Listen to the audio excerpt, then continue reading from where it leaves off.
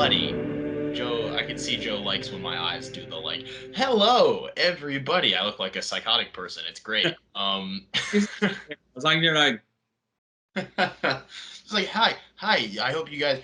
Anyway, welcome to this week's episode of the Universal Church of Truth, talking about Obi-Wan Kenobi on Disney Plus. As I just said, I am one half of your host, Hunter, and this is the other half, Joseph.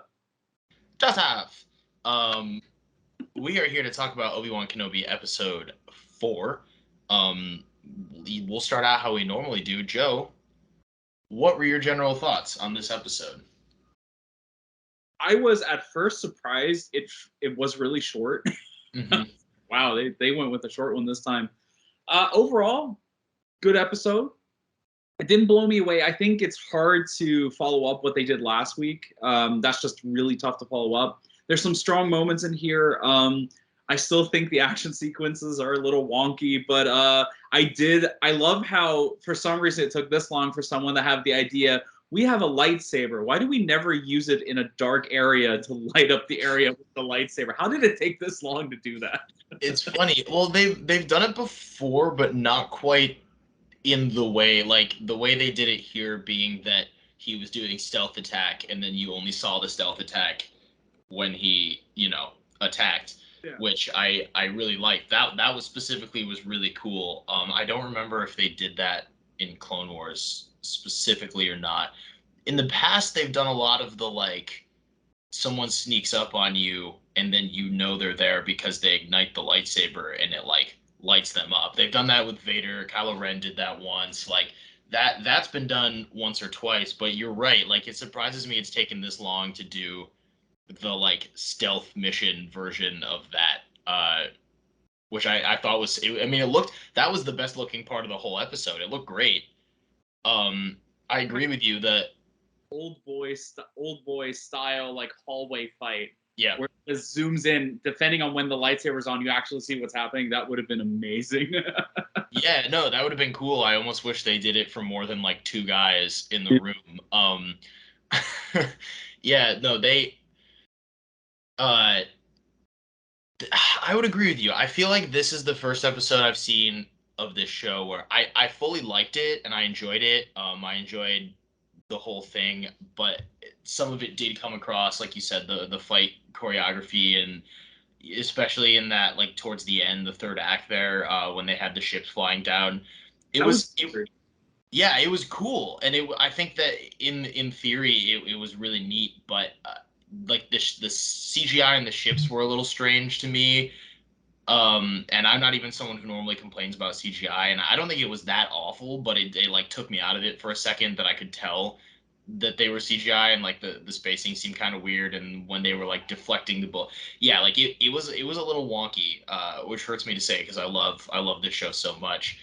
For me, this episode truly felt like a middle of the season episode. yeah. It was very much like we did the splashy stuff at the beginning and we're setting up the splashy stuff for the end, but this episode is very much just like a means to an end. Like we have to get you from this point to this point, and this episode is the tunnel from A to B. Yeah. That's just really what it felt like to me, and I liked it and I enjoyed it.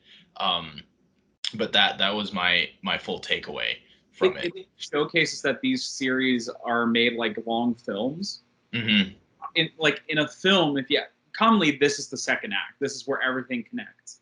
But we kind of had, I don't know why, but like the last episode felt like the perfect segue into the second act, and it felt like they couldn't quite fit out all of the 6 episodes, or at least the thing is they want to go. We know from the promotional art they want to go to a Vader's, base. That's where they're going. That's where the final fight's going to be.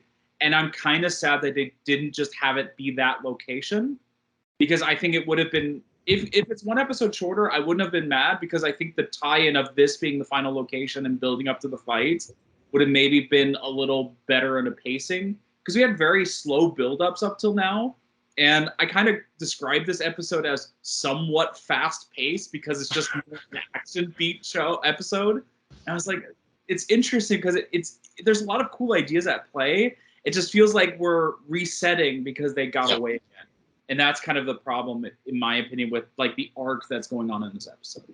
Right. And yeah, I think that we're more or less saying the same thing with different words. Just like it really does. It does. Like I think reset was a good way to describe it too. Like it does feel like okay, we got into a predicament in this episode. They get out of the predicament. They get a little bit back to where they were, before this episode.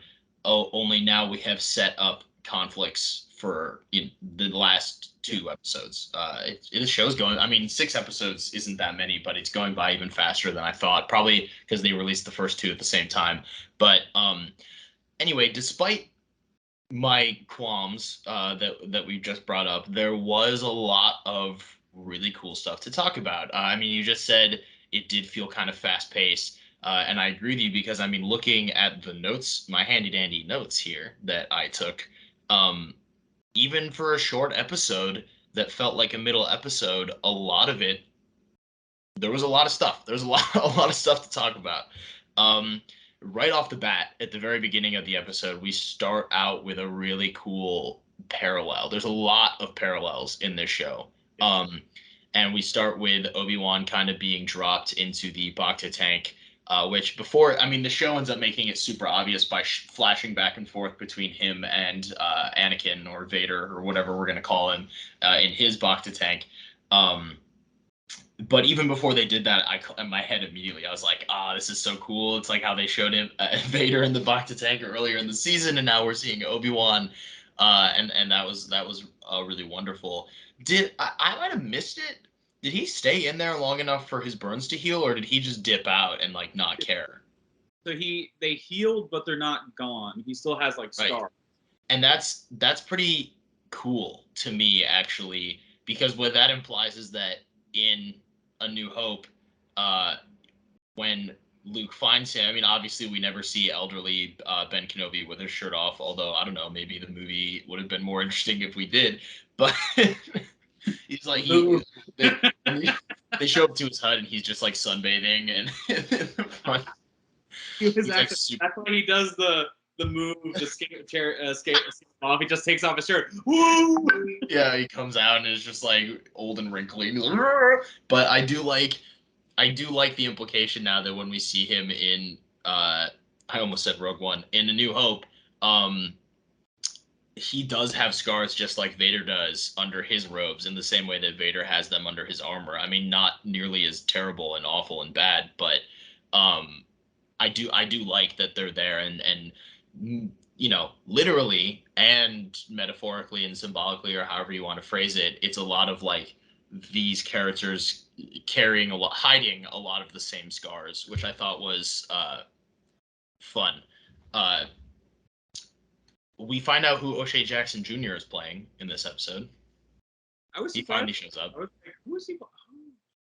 Yeah. There was a lot of rumors that he was because they had the Quinlan Boss Easter egg in the last episode, and there was a lot of people who I think got ahead of themselves, thinking that he was going to be Quinlan, which wouldn't have been terrible casting, but I never for a second convinced. I was like, the minute people start thinking he's Quinlan, the universe is going to tell us he's not Quinlan, and that's just like that's part of it. I think we learned from Mephisto, but we've learned absolutely nothing. We've learned nothing. I mean, even I've talked to so many people about it. Even every time a Marvel show keeps coming out or a Star Wars show or anything, people are like, "Oh yeah, they're gonna have all these like crazy cameos and all of these like crazy things and yada yada yada." But it never happens. And I'm glad it doesn't need to happen. I just think it's funny that every single time we all convince ourselves like, oh yeah, he mentioned Quinlan Voss's name, so definitely he's going to be the surprise main character for the last like half of the show. It's like that's never been the case. Why do we keep telling ourselves? It's the weird thing is like you see a lot of people also drag down these shows for not doing that because everyone expected it, but then also saying, well, it's not a real show. On the other hand, it's like this weird juxtaposition of do you want it to be its own thing or do you want it to be just a piece of puzzle? Because you saw it with WandaVision to Doctor Strange, how a lot of people praised it, a lot of people said, oh, it's homework, I have to research it.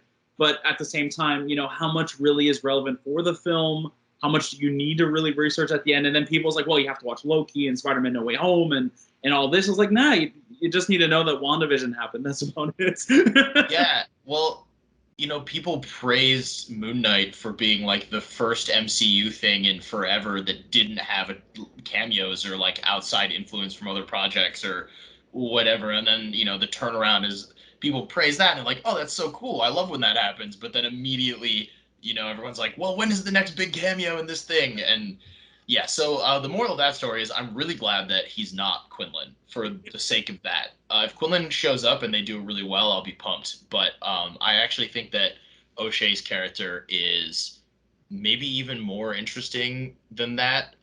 We find out he's playing a character named Roken, and which sounds like a Street Fighter character. And Roken uh, is a member. He's one of the people smuggling Yeah. more and more and more and more and more and more and more we find out about this group of people. It feels like they are part of those like rebellious splinter cells that end up becoming the rebellion as we see it in the original trilogy, and we see all of that come together in Star Wars Rebels. Think this is the beginning of the rebellion. This is how they Yeah, came together because first of all, Leia's involvement kind of highlights how she got that role as well later on. But it's mhm. also a lot about, like, for example, the ending with the pilots, where I mean, the line was a little cheesy because it just like, Yep. would you just her I whoever guess you're soldiers now after all. Yeah. he's like he died and said, "Well, now you're a soldier." After I was like, "Did you really need to throw out that line at that time?" Really insensitive. It's like But the extra wound. this is like, wow, Jesus. But at Yeah. the same time, it's kind of that highlighting that these people will no longer just be smuggling; they will be fighting, and it's kind Yeah. of here. Well, and for the sake of our breakdown and using our weird, unhealthy nerd knowledge to inform the people. Yeah, so this time period, because it's really important that this show takes place before Rebels, because Rebels makes it really clear that like that show starting about 5 years before A New Hope and then leading up to like Rogue One and all of that stuff, that is when the rebellion as we know it truly comes together. But there is, like you just said, the beginnings of it that exist years before that. The show taking place 5 years before Rebels. Uh, and the way they describe it in Rebels is that throughout the galaxy, from the very moment that the Empire took over, they describe it as sort of like splinter cells or just like, splinter groups. I think they call them pocket rebellions. So like a whole bunch of separate groups of rebels that were each doing their own thing in their own way to fight against the Empire. This group being smuggling people out, the crew in Rebels being smuggling supplies to people, or yada yada yada. And it's not until years later that like Mon Mothma, Harrison Dula, all of these types of Bail Organa, these characters kind of come together, take a leadership position, and say, what if we take all of these pocket rebellions, mush them together, and just make one rebellion army that can actually take on the Empire, which is really cool. And it's cool in these projects seeing all of these pocket rebellions and how they were operating beforehand. So O'Shea, Roken being part of that, and we find out that he had a Force-sensitive wife who may or may not have been a Jedi, who was killed by the Inquisitorius, and that's sort of his reason for fighting. And I think that is a really interesting background that I kind of hope they explore more too. I theorize that what if the I don't know which sister she is, the one who doesn't talk at all, that's Yeah, her.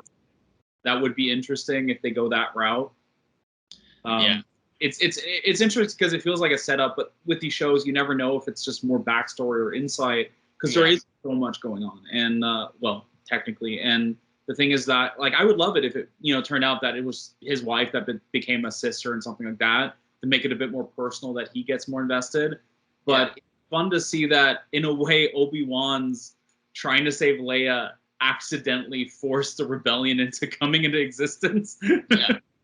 Yeah, or at least like this part of it, or at least like sparks, her role in it, which is so interesting to me. That's a really good theory, actually, that I hadn't thought of. I don't know. It's funny because Star Wars likes to do a lot of like introducing ideas and concepts in one project, and then in like a totally separate like a comic book that comes out 5 years from now, we get, you know, Roken's entire backstory and we find out all about it and they like pay it off then. So it's like 50-50. It either gets paid off in this show or we don't find out for like another decade, and that's just that's just like Solid. how it is. But we see Maya Erskine, who's a wonderful comedic actress. She plays Sully. You know, and then Wade dies. R.I.P. Wade. Um, Poor Wade. One thing I Like we never knew you. Wade, we never knew you. Please join the. You know what's funny though is that Wade was in like one scene and then died. And because Star Wars is Star Wars and Star Wars fans are Star Wars fans, he's about to have like his own Facebook group dedicated to him. I know it. Like it's about to be. He's about to have a whole fan base, and it's going to be amazing. One guy who gets his own figurine. Yep. Oh, for sure. He's gonna get a Black Series figure. Give it like 8 to 9 to 30 years, and he'll have his own Black Series figure. It's gonna be great. Um, we Most of the action of this episode takes place in the Fortress Inquisitorius on Nur. Um, I was really excited watching the episode because I was like, I mentioned all of this last time and it's paying off. Uh, they do name drop Nur. They point out that it's a moon in the Mustafar system. Yada yada yada. The fortress is super cool. It continues to be super cool. I made a note in my phone, saying just to kind of tie it into the action scenes we were talking about earlier. What did I write? Empire gotta get new glass. This keeps happening. I was like, this happened in Star Wars Jedi too. It's like this. Yeah. They have to work on that. It was the same exact thing in maybe even like the same tunnel that they just. I'd like to think it's the same tunnel and they just fixed it. Like they just finished putting the new glass in, and then Obi-Wan came in and broke it again, and they were like, Every time. Actually, how about the right as that breaks? Is that Darth Vader's there because of Cal Kestis, and he was waiting for Obi-Wan and just happened to be with Cal Kestis and the other. He saw Obi-Wan go down that tunnel, and he was like, "Nope, not doing that again." He was like, "I know exactly what's gonna happen." Yeah, for those of you who haven't played Jedi Fallen Order, the way Obi-Wan escapes the wrath of the Empire in this, when they're running down the hall and then he like lets the glass break and it floods in and drowns them, but he uses the Force to escape, and it's like a whole fun thing. Cal Kestis does the exact same thing to escape from Darth Vader in Jedi Fallen Order. And I just thought it was funny that they did it twice and that it worked twice. This time it was just stormtroopers who were having a really hard time getting through that one door. I hope that Cal and Obi-Wan meet someday, specifically so that they can just be like, yeah, I escaped the Fortress Inquisitorius. And he was like, well, how did you escape? And they were like, no way, that's crazy. Cal goes, well, I killed about 500 different ones, got through it, killed a sister. Darth Vader chased me down, almost died. And then Obi-Wan's just like, well, I killed about 5 stormtroopers. More or less, it was the same thing, but significantly less stormtrooper killing on my part. Before we get into all of the cool, interesting information that's kind of revealed in Fortress Inquisitorius, I did want to mention I very much like that a lot of the time we see Obi-Wan, and Tala mentions this. She has a line I wrote down. Your body's not the only thing that needs time to heal, and I like that they continue to make. Ewan sort of plays Obi-Wan in a lot of these scenes like a scared little boy, more so than like a big. Can you hear that in the background? Gone now. For those of you at home, I live next to like a train. They fix trains next to my apartment. And normally the sound doesn't leak through, but they're doing it like right next to my window right now, and there's really no escaping it. So, anyway, yeah, I like that Obi-Wan is played like a scared little boy as opposed to like the fearless Jedi warrior that he's always been, and that people continually expect him to do that, and it does come out. Like when Leia's life is on the line, he's like, okay, I really need to like get into action and he does his thing. He can handle the stormtroopers, but it's just like the look on his face when he's running through the halls and everything, and he just looks terrified of what's going on and that he just wants to go home. Like, I like that. I like that this continues to be the theme throughout, and I'll say that every week until it's not true. But I do. I like that a lot.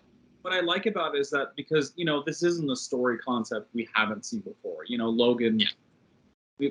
The Star Wars has been using the lone wolf young cup storyline a little too often, to be honest. Yeah, yeah, they have. This is not the first Disney Plus show to do it. And I hope that this is like they go beyond that. It does make sense why they did it here. But the thing is that what I like is normally the lone wolf is always a stoic, annoyed, why am I stuck with you kind of thing. In this regard, it seemed like they were going that path, but it's more about a man who's just scared to face his past. And he's not scared of Leia. His focus was always on Luke because he was scared of repeating his mistake. Leia pretty much represents the other side of the same coin, that he's scared because he failed Padme. Yeah. And that's what she represents. So I like that he's not stoic, annoyed. He's just scared. The biggest thing about a Jedi is you shouldn't be scared. And he followed the order. He was he was known for being really good at being in tune with the Force. And now he's scared. He's calling for his master. He's literally sitting there going like, Master, help me. I don't know what to do. It's an interesting arc. Yeah, I mean, this goes back to my rant from the first two episodes about how Obi-Wan is a man who feels like he needs a code to feel safe. And he had the Jedi code his whole life, and then he lost that, and then his new code became, I need to protect Luke. And then now he doesn't have that in this moment anymore either. And then, his code now is sort of like, okay, well, now I just have to protect Leia. And he has that, and he's going with that. But when he's failing that, and Leia isn't being protected in the way that he knows that she should be, he suddenly is faced with all of these odds without anything to cope with. He's stripped of his coping mechanism in a time when he really, really needs it. And that's where you get, this guy whose mental health is not up to not up to par, and he's running around and he's terrified, and he just like we were talking about earlier, and that's what I really like. That I really like that he is so broken and he wants so badly to not be broken. And he never shies away from the fact that he's broken. He doesn't pull the Logan thing where he's like, I'm not broken, but like we all know he is. He fully is just like, yeah, I'm gonna let little Leia hold my hand and I'm gonna cry on the inside for a bit because I really need that. And I love that. I love that about Obi-Wan. It's amazing.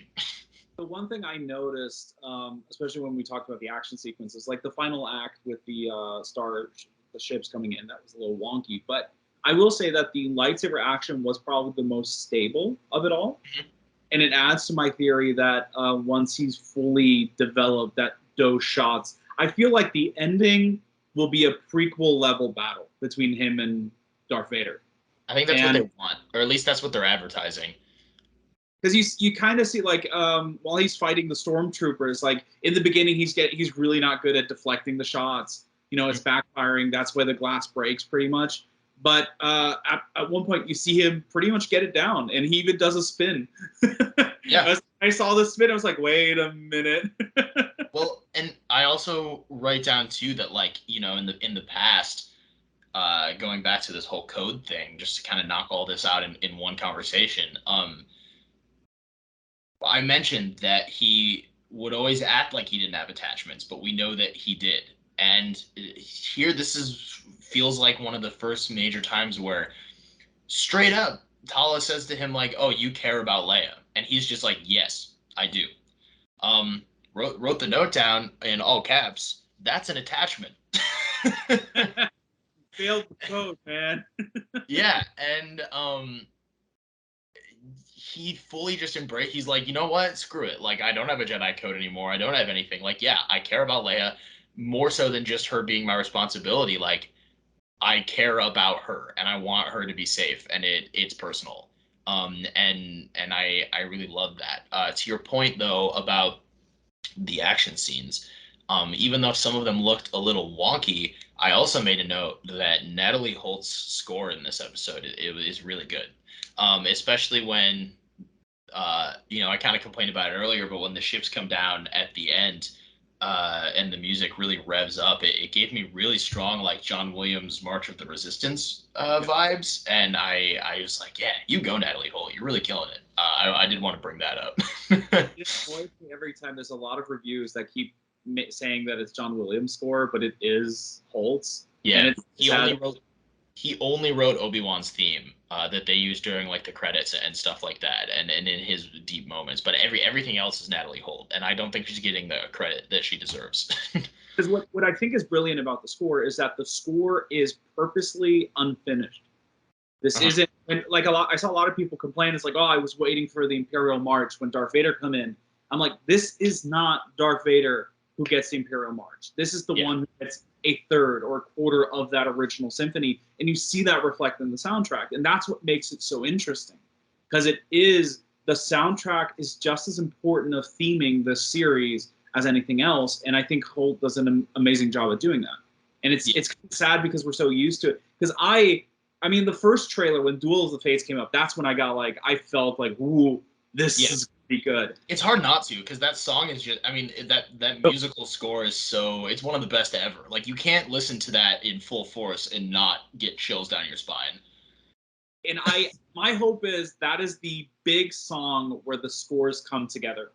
That is also my theory that the final episode is when we'll hear the classic Imperial March, we'll hear Duel of the Fates in its fullest. Because I mean, imagine Obi-Wan fighting Vader with Duel of the Fates going off. I Oh, mean, it'd be insane. it it is just interesting, and it's just such a shame where a lot of people are just saying, well, it's just Williams' score and Williams doing it again. It's like, no, it's Holt, and she's doing an amazing job. Yeah, I did. I specifically wrote down that I wanted us to mention that because even if the internet at large isn't giving her the credit she deserves, like I just wanted to point out she's truly killing it. You can't deny it. But like I'm glad you brought up you just keep teeing up these segues. You're doing a really good job, Joe. Um, Your kids in the podcast. um, it's funny because you don't even know what notes I have written down, but you keep like perfectly setting it up, and I think it's awesome.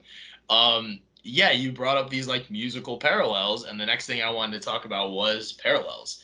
As this episode's got quite a few of them. I mean, I mentioned right off the bat, there's the Bacta tank parallel, but there's also a really big one with Leia being interrogated by Riva. Um, that was a parallel for two things and also ties into like a whole other parallel that Star Wars is really big on that. Like there's the whole ring theory, and which it doesn't really apply anymore now that there's 9 movies, but That is the meme it's a whole fun thing. times. Yeah. But Leia lying to Riva and not breaking despite all of the threats and everything is exactly what we see her do in A New Hope when she's speaking with Tarkin. Just straight up lying to them, no qualms, not never breaking, just being the ultimate badass that she is. Um, Riva even mentions to her like, "Oh, you're strong," which I couldn't help but feel like is Riva sensing. If Riva sensed that she was force sensitive, I think that it would have been a whole different thing. But I feel like Riva can tell there might be something going on with this kid, because because she's being fake. She's looking an Inquisitor in the eye and not breaking, which is awesome. But So I had a theory that she noticed something, because this is, I think, the first time in live action we see the machine that turns a lot of a lot of the Jedi and force sensitive kids to Sith, Mhm. which kind of forces and that brainwashes them. Yep. And which I think the only time we saw that was in the animated shows and in the Jedi game. So it's interesting, especially I was like, she's 10 years old. That thing's way too big for her, and they strap her in there. And I'm like, is she trying to brainwash Leia to love the Empire and to tell her everything? That's interesting. Probably. I wanted to mention too that when Leia asked her if this is a staring contest, it's such big Poe Dameron vibes too. Yeah. The like, who talks first? You talk first. I talk first. And that ties into the fact that they continue to make Riva feels so much like Kylo Ren Yeah. in a lot of ways. Even in the way she interrogates people, she's impulsive. She is brutal, ruthless. We saw her in the last episode, tear someone's location or something out of, or in the second episode, using the Force, which is something we've really only seen Kylo do previously. Um, the way she talks to people, just all of it is so Kylo Ren. And I mean, I kind of mentioned about Riva maybe not ending up a bad guy, and we talked about it, yada yada. But Kylo Ren ends up redeeming himself at the end. So I wonder if this is them subliminally hinting that a lot of that is inside of her too. She mentions that she had a droid once, and that she had a lot taken from her, which is like the most we've heard about her backstory yet. Um, but yeah, I kind of hope they don't redeem her. yeah. I remember you talking about that, and I would be okay with that. I would like it. I'm getting these Kylo Ren vibes so strong, and I'm just like, does that mean something? I thought Kylo Ren's redemption was also a little too rushed.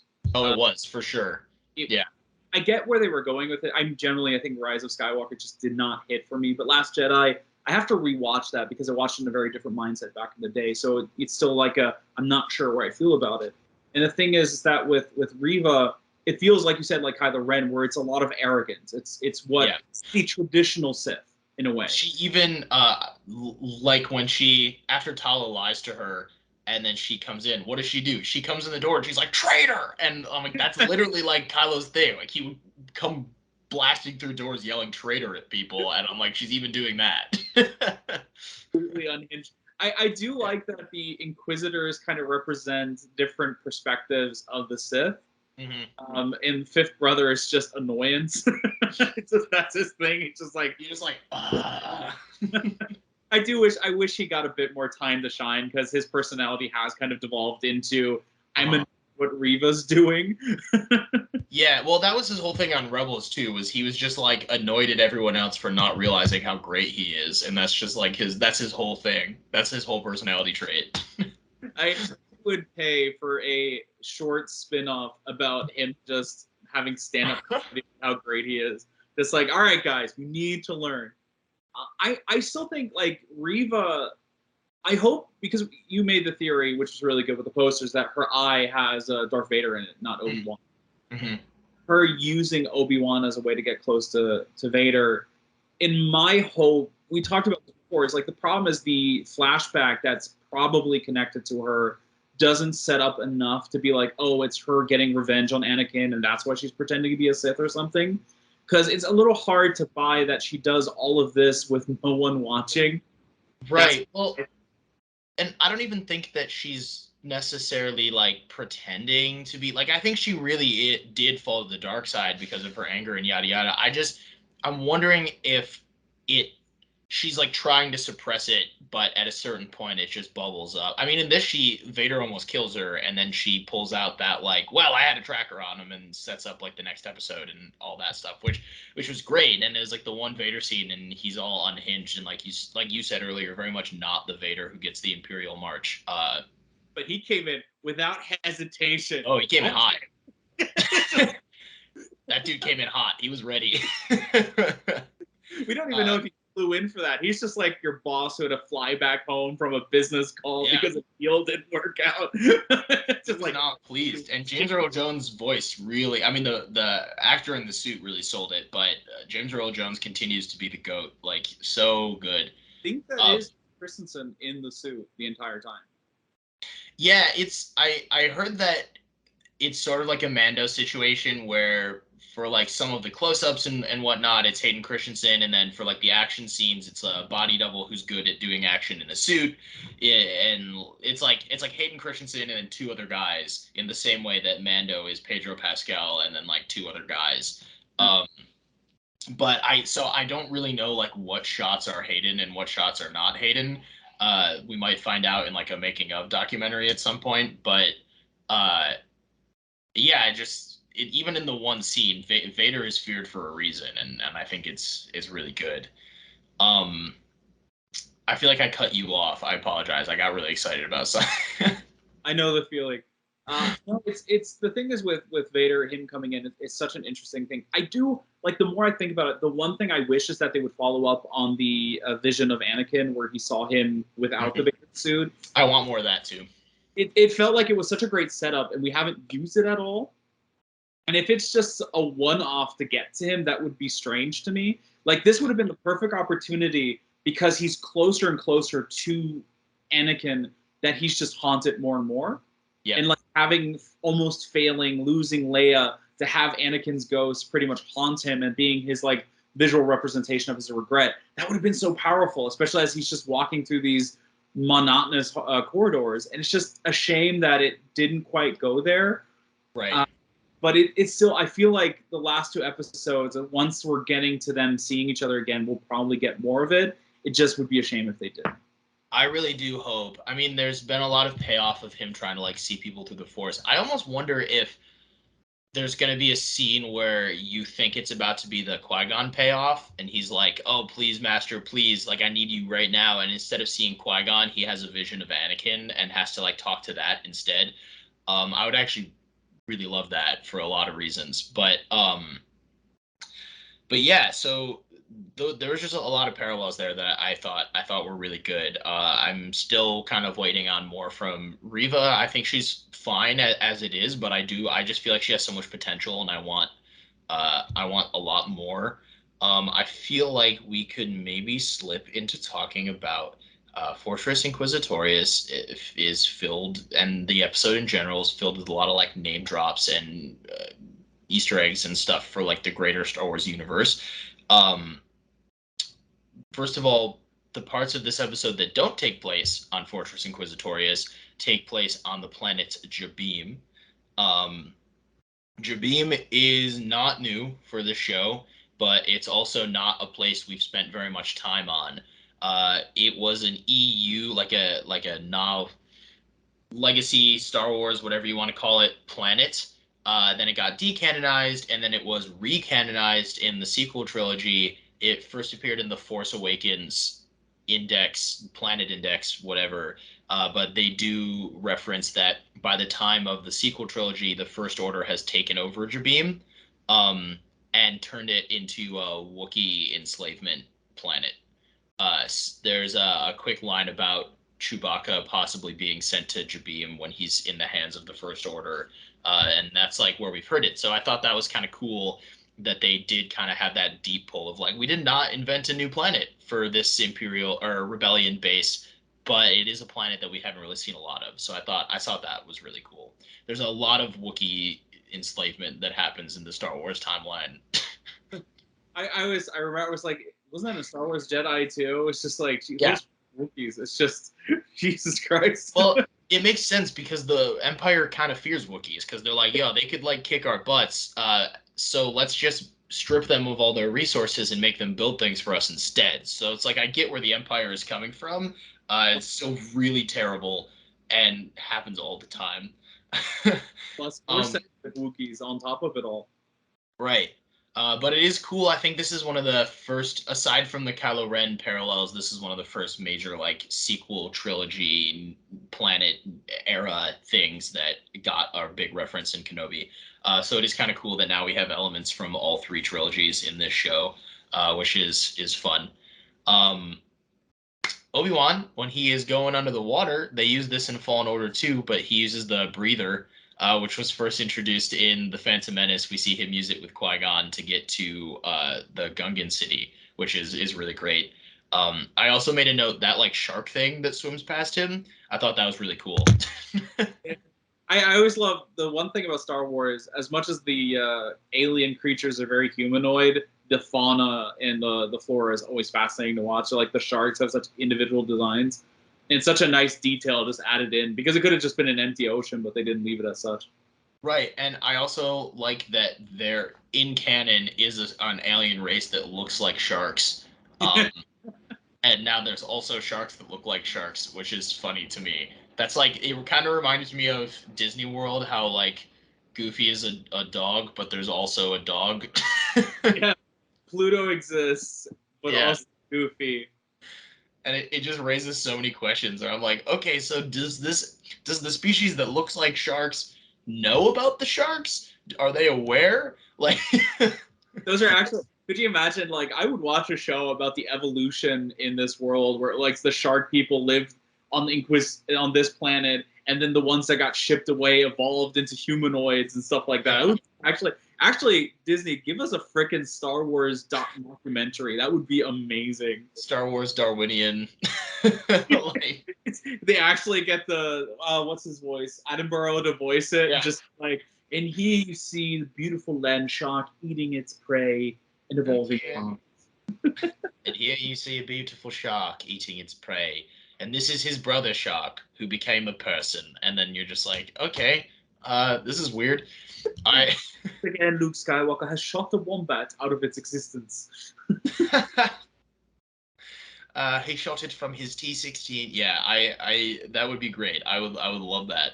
Um, Another fun one is once we are in the Fortress Inquisitorius, Kenobi finds out what they are hiding in the bottom, which is haunting. That is, It's a tomb of Jedi that they have killed. especially what makes it even more haunting is when he sees the youngling. Yep. And it's I wouldn't so I had a thought when I saw that. First of all, holy shit, they're just keeping bodies down there. Yeah, why? What's the point? To experiment on the bodies, maybe like figure out their midichlorians or maybe clone them or something. Like that's a very like Palpatine. I feel like that's more of a Palpatine thing than an Inquisitor thing. It felt like a setup for something, definitely. Yeah. And if they're hunting, because we always thought like the one Jedi in the beginning, he was hung up. They didn't bring him back to the base and freeze him in. So Yeah. the question is like, is this for the Jedi that were attacked during Order 66? Is this like a special thing? Because the youngling had the helmet that we saw in the opening. Could, and this is my theory, will we have a shot of Reva down there putting her hand on the glass where that youngling is because that's someone she grew up with becoming It's possible. And Joe, let me tell you, you continue to set up these segues so well. Because I don't know if you're aware of the youngling is unnamed. As far as I know, the like the second person they show, I think it was like a woman with like a poncho on. Um, that person, I don't know. That seems to be just like generic Jedi. Maybe that was Roken's wife. I don't know. But something. But the first person they show, I was like, God damn, that's a cut. Like that's a deep cut. So the the first person they show is a Jedi from who appeared in a single episode of the Clone Wars. Um, his name is Tara Sinub. Sinub, yeah, Tara Sinub. I don't think it's pronounced Sinube. There's like a silent e at the end.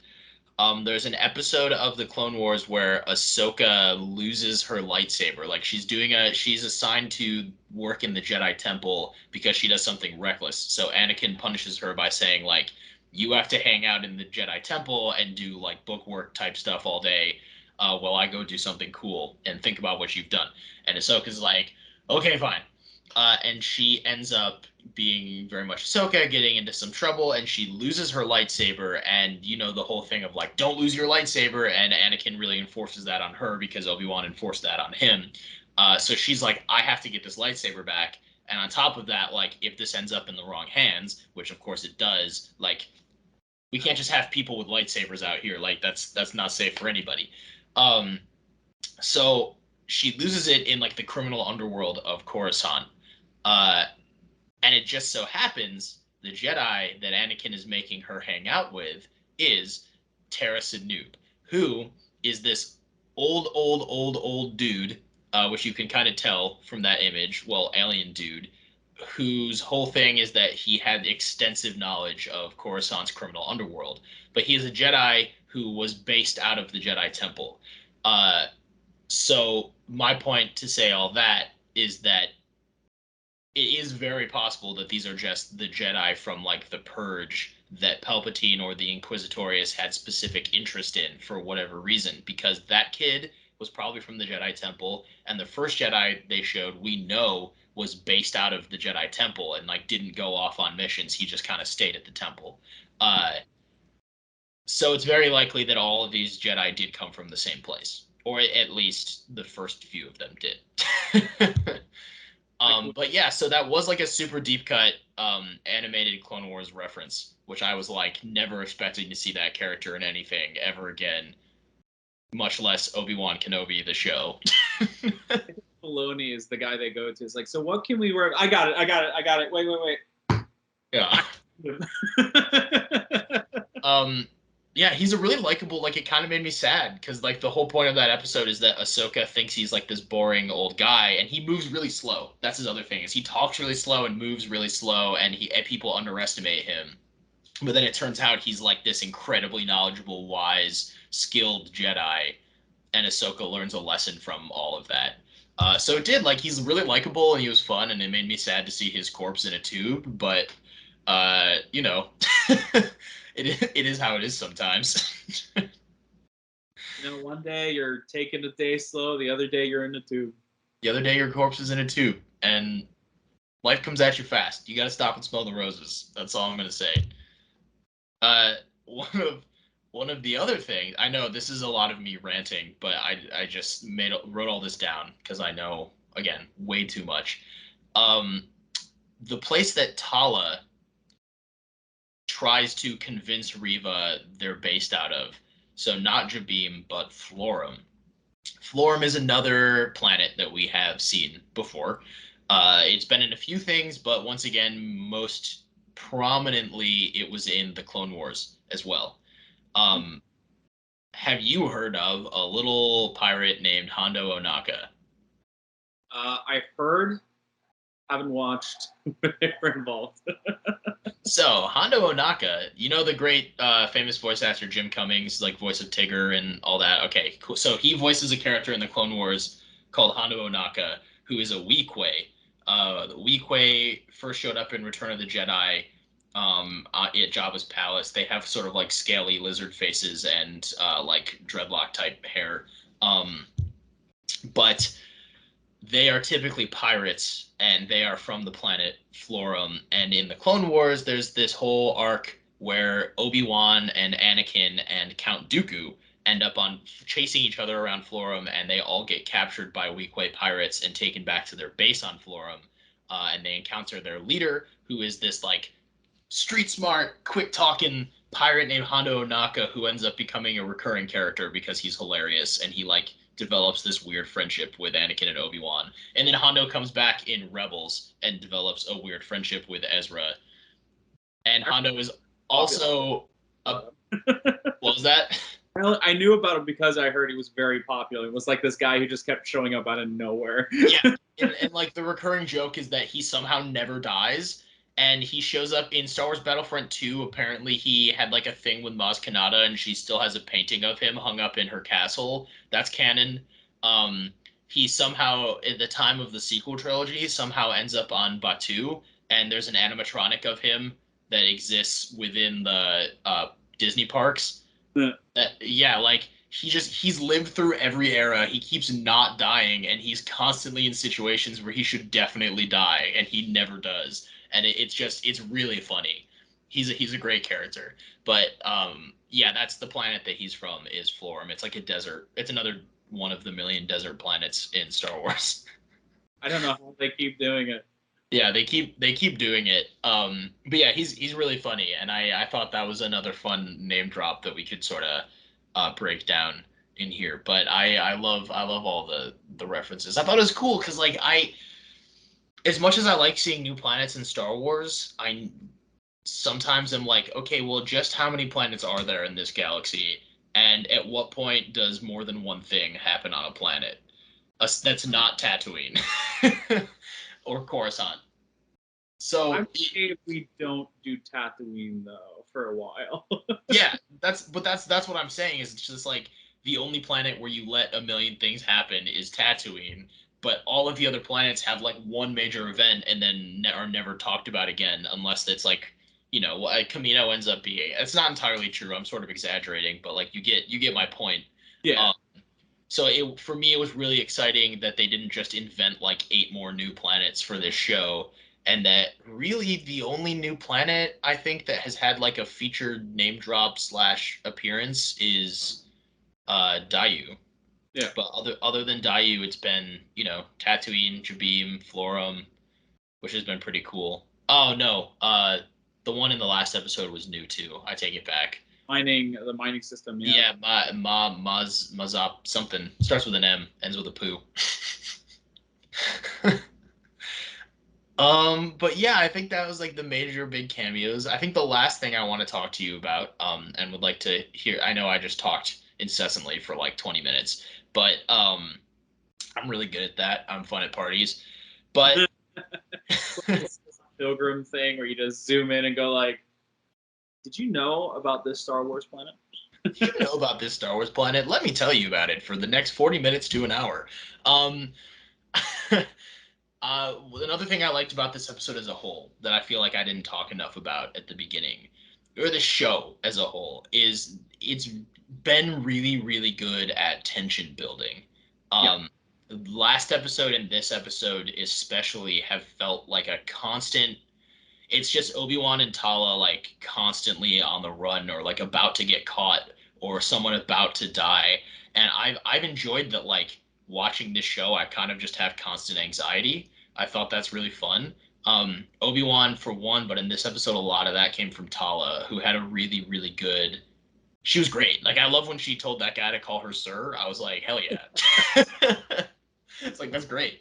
So I guess I was just wondering your thoughts on this show being sort of like a race against time and exposure. I don't know how to word that, but I think they're doing that really well in terms of writing and filming.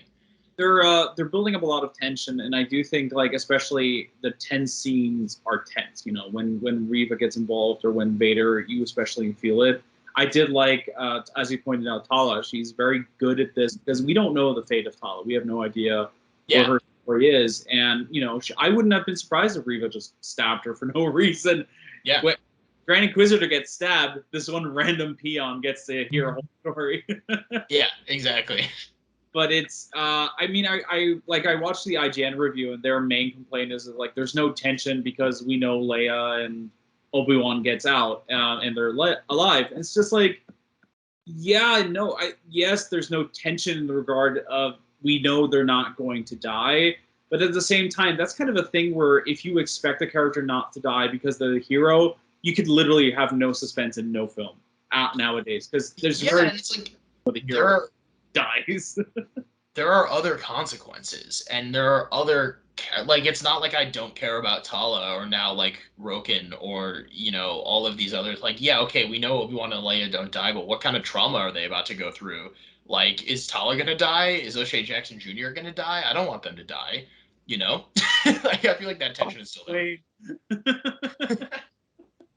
it, the thing is in a lot of I think a lot of things in modern discourse is that stakes have commonly been associated with death, there. Yeah, and we kind of have to move away from that concept because death is not the only stake there is. Because in reality, no story like Ocean's 11, their big stake is not dying; their big stake is being flown or being arrested. And the thing is, like in this case, the consequence of getting caught. What does that mean for Obi-Wan? Obi-Wan will have to face Vader. Leia would face Vader. Vader could make the connection of why yeah, Leia is important. And those are kind of the stakes that are play. And that's where you kind of see this rush from Obi-Wan to get them out there, get her out as fast as possible. At the same time, she has information about the base. yeah. Tala knows about the base. And those are the tensions that they're building up here. And I think if Stakes are you trauma. yeah, Obi-Wan's entire arc is about overcoming the fact that he can't use the Force. He can literally, we see him practice as much as he can, and he can just shove a box to the right a little. Yeah, And that's kind of the thing where I think a lot of people are so focused on, oh, they won't die, that's why it's not tense. Is you're kind of putting your focus on something that's not the actual focus of the story. right. I blame Game of Thrones. Absolutely. Game of Yeah. Thrones created this tense, ooh, anyone can die atmosphere. And it's to this day, Yeah. outside of Suicide Squad, and The Boys, maybe, the only show where death actually happens. And even The Boys doesn't kill off that many characters. It's just like this idea that the only way a show can be interesting is if anyone can die at any moment is just wrong because That's not what storytelling is. That's not what anything is. And I mean, to its credit, I don't think Game of Thrones was trying to do that or like trying to change. It's just like for whatever reason, because that was an element of that show, being that your favorite character could die at any moment, people just took that, and then because that show became so representative of pop culture during its time period, everyone was like, well, this show's doing well, and people got the wrong lesson of this show is doing well because we think anyone could die at any moment, not because, oh, the writing is good, not because, oh, we care about these characters, but they're like, well, it's the death thing that has really hooked us. And a lot of shows saw that and tried to piggyback off of it. I mean, even like, I don't admittedly I've only seen like a few episodes, but even when I hear people talk about shows like This Is Us, they're just like, yeah, well, it's great because we never know who's gonna die. And I'm like, isn't that like a family drama? It's Like like what are watching we talking about? like who's gonna die from a random bomb today. Yeah, I'm like, what? They're like, how does Milo die? I'm just like, why is that your main concern? Like, I don't know. I don't know. And other shows have done it too. Like, I feel like that was an element in The Sopranos. It's not entirely on it's HBO's fault. That's the Yeah. real root of the problem. Um, but yeah, for me, was never a show about dying. It's always been a show about dealing with. It's always been a show about I survived the thing that should have killed me. Yeah. How do I deal with that? Because you do have to deal with that and it's not even just death. Like, I survived the thing that should have ruined me forever, and it kind of did, but I'm still alive. So how do we deal with that? And like, that's what makes this show interesting. And it bothers me so much when I'm going online and people are like, well, Quinlan Voss didn't show up and no one died, so it was basically a crap episode. And I'm like, what? Like, why are these the only two things you care about? Like, discourse has been ruined. It's so tough. I mean, look at every Marvel discussion. It always kind of revolves around the same 3 or 4 talking points that are commonly just brought up by one person at random, where people latch onto it because it becomes popular. I mean, we've had the discussion about, oh, the Marvel films are so great. They haven't been great in a long time, and it was literally just that one airport sequence, which it was about morally gray discussions between two sides of a topic. And the thing is with Star Wars, you see a lot of this because I think like Obi-Wan, not Obi-Wan, Boba Fett was kind of sold like, oh, they're not giving out any screeners, so there's going to be big cameos. And what was the biggest cameo was pretty much Cade and Kazakhstan. So it was just like, okay, Photo from The Mandalorian. yeah, it was just like, I mean, the Mandalorian took over the show, Yeah, but exactly. the kind of thing is that if you're going in, Doctor Strange, the same thing. Like, if you're going in and just thinking multiverse of madness equals lots of cameos, Obi-Wan equals every cameo that's possible. I mean, people thought that Cal Kestis was going to show up in the show. And yeah. The thing is, if he did, people would complain that's completely out of left field. Yeah. And that's kind of problem, because even my problem with Cade showing up in Boba Fett was, as cool as his entrance was, he just kind of showed up and then died. Yeah, Cad Bane died. Yeah. And for me, and probably where we can leave this discussion off until next week, is I just feel like a lot of people watching things, they want to digest everything in extremes at this point, and when they want to critique things, a lot of it ends up being done in extremes, and the result of that, it's just people want a side to pick for whatever reason. It can't they want that like surface level, like good, bad, no in between, no like critical thinking. And it's not everybody. I mean, I know plenty of people who aren't like that. I see plenty of people online who aren't like that, who have great tweets. Like, I see you, I know all of you, but there's enough people who aren't doing that is very, very frustrating. And when that happens, they want they want those attention grabbing words, those attention grabbing faces and names, and that shock value, because that is the same level of simplicity as the good or bad and no in between. They want like big cameo, big death, or they want like extreme, the reverse of that, to complain about or whatever. Like, they want that simplicity to just yell about online because it's easy, and that's just not what this is. And I'm so thankful that that's not what this is. um I mean, it's a lot if you look at the discussion around last episode that suddenly popped up where someone hate. I know there's a lot of hate for the Disney era of Star Wars.